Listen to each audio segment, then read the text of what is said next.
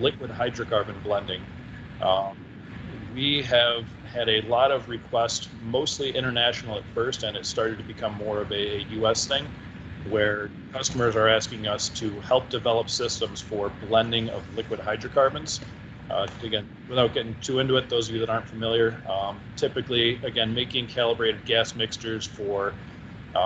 pipeline extraction or things like that, where we're talking about liquid phase components such as our butanes, hexanes, propanes, pentanes, things like that, where we might make a fairly complicated 12, 14, 16 plus part component mixture for as natural gas gets extracted out of a pipeline. We're trying to figure out how many BTUs of energy are stored in that natural gas. So we'll use a analyzed liquid hydrocarbon blend mixture to make sure that we've got the right concentration of gas coming out at different points on a natural gas pipeline. Historically, this process has been, I guess, tedious, makes it actually sound kind of nice for making those blends. It would be something that would take a trained operator with a chemist on site the better part of a full workday to make one blend. When we're talking about adding 12 or 14 components to a cylinder and to a mixture, it ends up taking a very long time, because we're talking about really small gram adds where we might be adding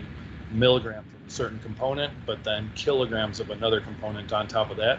So the process and the equipment used has been a very time-consuming, tedious thing. So we've been working hard on developing a system that takes away a lot of that operator input, operator error, necessity for that on-site chemist like a lot of us have when we're doing these advanced exotic blends, and trying to make that all down into one compact package for filling, whether it's low pressure cylinders or piston cylinders, like some of you might have been familiar with, like Weldcoa makes piston cylinders and things like that.